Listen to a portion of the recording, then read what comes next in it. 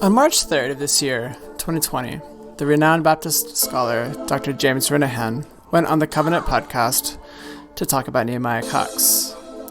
At the end of the interview, fully aware of men like Benjamin Keach, he had the audacity to call Coxe the most important particular Baptist of the 17th century.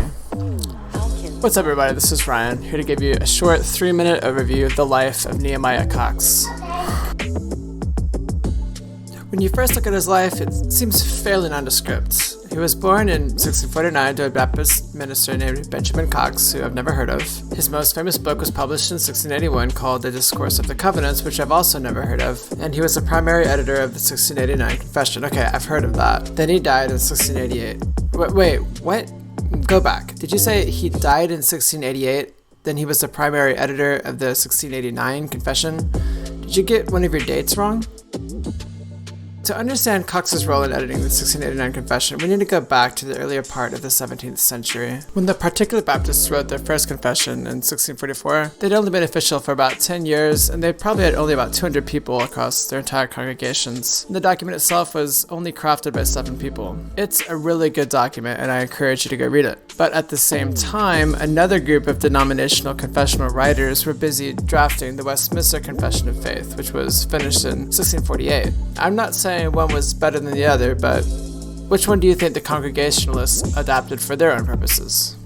Yeah, it wasn't the Baptist document. The Westminster Confession had a wide adoption even outside the Church of England. Eventually, the particular Baptists wanted to show their agreement with the document in the places where it shined. So they commissioned the elders of their most important prominent church in London to craft just such a document. It was completed in 1677 and then later signed when a large assembly of particular Baptists met in 1689.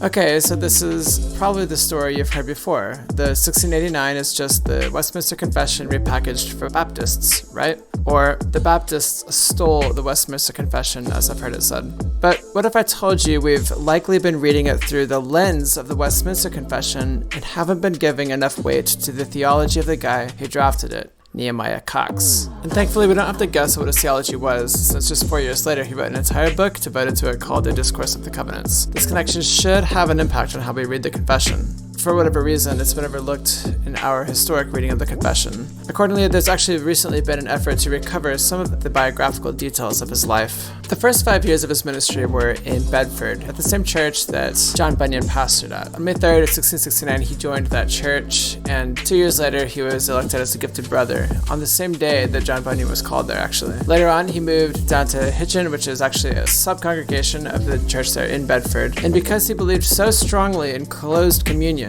as opposed to the church polity there, he went on to join a prominent closed communion church in London called the Petty France Church, where he was shortly thereafter ordained as elder. In 1677, at the age of 27, he completed the first draft of the 1689 Confession. If Coxe is primarily known as the bridge from the Westminster Confession to the 1689 Confession, then it is fitting in accordance with divine providence that his life is literally bookended by those two documents.